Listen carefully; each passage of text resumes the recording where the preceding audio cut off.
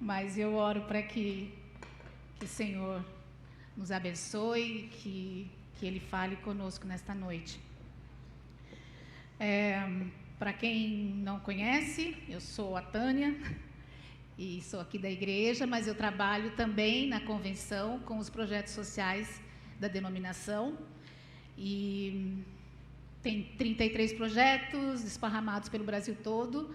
A gente também vai nas igrejas, quando as igrejas querem começar a trabalhar com as comunidades, eles nos chamam e nós fazemos estudos bíblicos, sentamos com eles e apoiamos nesse início. Também estamos com um projeto no Nordeste, em 7 cidades, e um projeto em Pacaraima, além daqueles que vocês já conhecem, que eu vou falar um pouquinho depois. Pode pôr o primeiro slide, irmão? Então, parte da minha vida, 30 horas por semana, é pensar como é que o reino de Deus se relaciona com as necessidades humanas. Como é que se dá isso? E os projetos que existem para cuidar de crianças, atender crianças, os refugiados lá em Pacaraima, indígenas em Altamira, todos têm esse foco. Existe uma necessidade e a gente entende que o reino de Deus e que o Evangelho de Jesus tem resposta para todas as necessidades humanas. Então, nós vamos falar sobre isso e refletir sobre isso a partir do texto, e talvez pela imagem vocês já estão desconfiados, de que texto que é. O que vocês acham que é? De que nós vamos falar? O cego, isso aí, Bartimeu. Você já ouviu? Acho que a pastora Aita já falou sobre esse texto, E é interessante que eu sempre lembro, quando eu vou para a palavra de Deus, eu lembro de uma expressão que eu vi, que quando a gente estuda a Bíblia, você na sua devocional também, Você vai lá, você olha, nossa, que verdade que eu estou descobrindo aqui agora. E você acha que você descobriu, aquela coisa. E você vai levar isso, às vezes você vai compartilhar com alguém, na sua casa, e você sai do texto achando que você está levando tudo. Mas, na verdade, está ficando um monte lá ainda. Porque a palavra de Deus é viva. E outra pessoa vai lá naquele texto e vai ver, vai ser edificado de uma outra forma. E quanto mais tempo a gente está na caminhada com Jesus, mais a gente vê isso. Que o mesmo texto fala com você de um jeito um dia, de outro jeito outro dia, e alguém vai ler e ver uma outra coisa. E assim a gente é disso que fala lá na Bíblia, que a palavra de Deus é viva e eficaz. Nunca é a mesma coisa. Você vai ler o Salmo 23 um dia, como a gente cantou, E você vai ser edificado de uma forma que você nunca viu, um texto que você sabe de cor desde criancinha. Então, vamos ler o texto de Marcos 10, 46 a 52. Acharam? Então chegaram a Jericó. Quando Jesus e seus discípulos, juntamente com uma grande multidão, estavam saindo da cidade, o filho de Timeu, Bartimeu, que era cego, estava sentado à beira do caminho pedindo esmolas. Quando ouviu que era Jesus de Nazaré, começou a gritar: Jesus, filho de Davi, tem misericórdia de mim. Muitos o repreendiam para que ficasse quieto, mas ele gritava ainda mais: Filho de Davi, tem misericórdia de mim. Jesus parou e disse: chamem-no. E chamaram o cego. Ânimo, levante-se, e ele o está chamando. Lançando a sua capa para o lado, de um salto, pôs-se em pé e dirigiu-se a Jesus. O que você quer que eu lhe faça? Perguntou Jesus.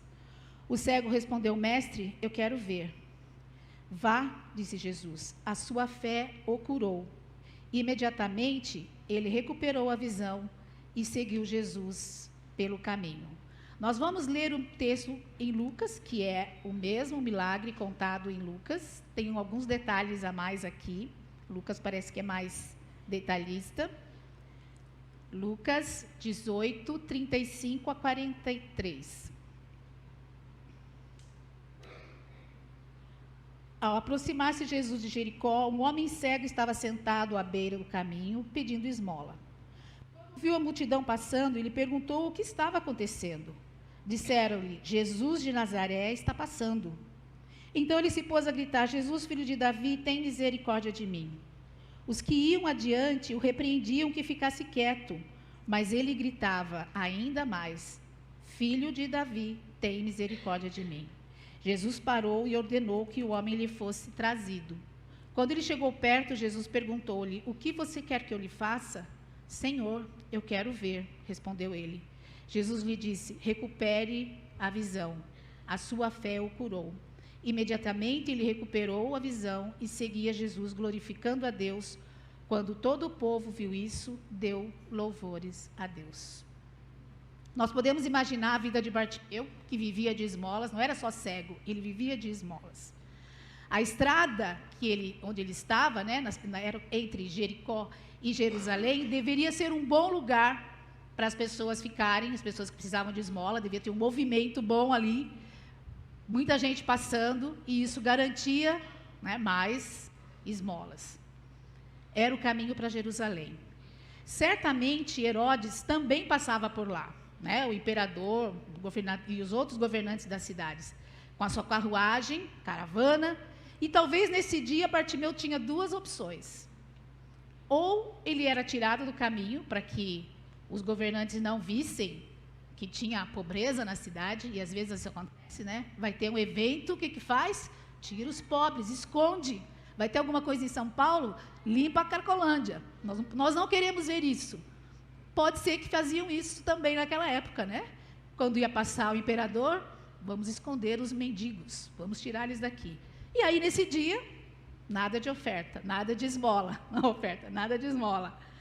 Mas também pode ser que nesse dia deixassem ele lá e ele tinha uma oferta, talvez uma esmola, talvez até mais do que o normal. Mas quando Jesus se aproxima de Jericó, tem barulho porque tem uma multidão com ele. E Bartimeu pergunta: o que está acontecendo? E a resposta que ele tem é que Jesus de Nazaré está passando. E essa resposta, Jesus de Nazaré está passando, é como dizer: o Léo de Guanambi vem aí, Dava o endereço de onde Jesus tinha crescido. A Tânia lá de Sorocaba vai passar aí. É isso, a Andréia lá da Argentina está passando. Dava o endereço, Jesus cresceu em Nazaré, era a cidade dele, Então ele era conhecido dessa forma. Mas Bartimeu, de alguma forma, sabe que tem diante dele uma oportunidade que não é mais do mesmo que está acontecendo, não é mais esmola. E começa a gritar. Ele tem esperança nesse grito dele. Só que o grito incomoda. A turma que vem na frente fala, aqueles que iam na frente, talvez para deixar as coisas em ordem. A turma que vem na frente fica brava com esse barulho todo dele, E começam a fica quieto, mas ele, o texto fala que ele ainda grita mais. E o que ele grita, gente? Vamos falar junto? Jesus, filho de Davi, tem misericórdia de mim.